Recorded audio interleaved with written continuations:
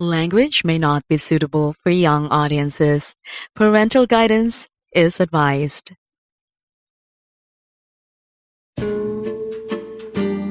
Hi, my name is MEKHAELA, and welcome to my story. Moving on is quite a difficult thing to do, especially if you're not given the closure you deserve. I experienced that. It hurt a lot. So deep. Up to what extent did I go through just to heal? You'll hear it in this entry today. As always, let me take this opportunity to thank Anchor for making my whole podcast experience easy and pleasant. You can also subscribe, stream, or download our show for free on any of your preferred listening platforms. And we're also available on YouTube. Just follow us so you'd be updated with our latest episodes weekly. Don't forget to drop a message or two on our Facebook page, MEKHAELA on Podcast. I repeat, MEKHAELA on Podcast. Would love to hear from all of you.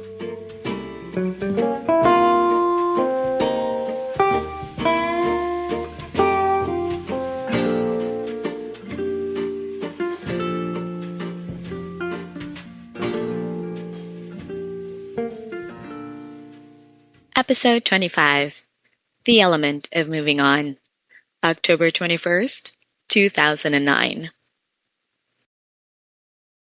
The element of moving on. That's something I cannot find. So I'm trying my darndest to do some things that would occupy my time. Seriously, it's difficult because until now, I can't place myself in a situation where I can honestly say I've moved on. I just can't. Forgetting someone whom I've loved is vividly impossible, for he keeps appearing in my mind day in and day out. Even in my sleep, his image haunts me. Scary, but I haven't been this situation for years. Years ago, when I was in college then, there was this one guy whom I was in love with. He's no James Bond. He's no Brad Pitt. But there was something in him that made me go weak in my knees. Until I decided to break up with him for personal reasons. It was a very difficult decision, but I have to do it since I was crazy in love with this guy.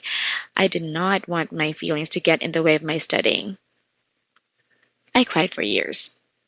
During those times that we broke up, there were a few, if not too many, relationships my way, but none of them can be compared to what we had.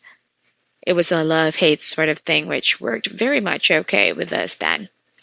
It was a sad experience. It took me years to get over him. Maximum of 5 years, I think. Enough of the reminiscing. Ever since I became single, I've become more aloof with guys. Scared? Well, kind of. Paranoid that the history will repeat itself. Guys leave you just like that without any word, and that hurts, especially if you're given 101% of the effort. No courtesy at all. I would have understood if this guy would have come up and say, I need to let go because of yada yada. I'm no dense. I'm smart enough to understand. And if he wants to let go, I would give him all the freedom he deserves. But did I hear anything? Nope. He could have been frank with me and laid all on the table for once. I guess he doesn't have the testicles to do that, especially now. Between me and him, there's no closure yet. We haven't spoken for a long time. I know, it's impossible to reach out now. The stuff he'd given me, I'm ready to return it to him. Hurtful, disgusted, annoyed by the situation, but what can I do? Last Saturday, I went out with some friends from the city and they introduced me to this guy 5 years younger than me. He asked if I'm in a relationship. I said no. He went on asking about my ideal guy. I told him I have no ideal guy in mind.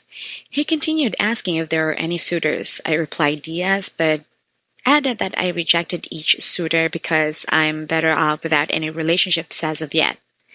He might have thought I'm some kind of weird for turning down guys. I'm not. It's just that I'm happy being alone for the meantime. There are some nights during my days off that I've been thinking about going out on a date. My head says yes, but my heart fights to a no. There have been some invitations for dinner, movies, but I declined one by one politely, telling them I'm just exhausted from work and I think I should stay at home and rest, which is partly true. The price of getting hurt?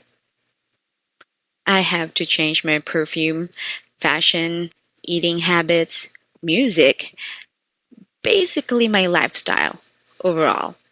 I'm avoiding places that remind me of him, staying away from the usual routines we do, all that crap. That's how big an impact it is on me. I'm using my usual number less and less now, and since my mom suggested I should change my SIM card, maybe I might do it. But still, even though I'm doing all these changes, there's no doubt I'm still hung up on him. I'm doing the best I can to detach from this feeling. It's not a walk in the park, but I would have given it a shot. I guess. Let me share this with you all. Anchor is a hosting platform that is easy to use and offers a lot at no cost. I use Anchor for my podcast. So far, it's been fun. With their unlimited hosting and easy to navigate tools, it's simple to start recording your show. And you can download the app for free. With Anchor, it's one step closer to having your very own show. Anchor, sign up now. The years of experience of being in a relationship has brought me some conclusions that if closure isn't given, I have to give myself a favor and do the closure myself by moving on. That fateful event that Miles did when I did not get to have the closure I deserved taught me a lot of things, but I have to pay for the price. How? I had to change everything. My short span of relationship with him defined everything that I was. Everything, from clothes to perfume to schedules to hair color.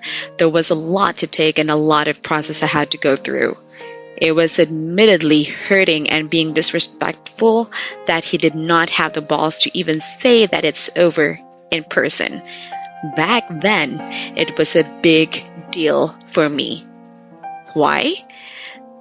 But I took that relationship very seriously. How do I deal with moving on now? Simple. I don't share my mother's uterus with anyone, so I know I'm good about people leaving now. I don't make a big fuss about it with years of dealing with failed relationships. I'm autoimmune with getting hurt and, of course, breakups. But did the process of moving on go bad after this? Did it become uncontrollable? Next Monday, we will be tackling my suicide attempt.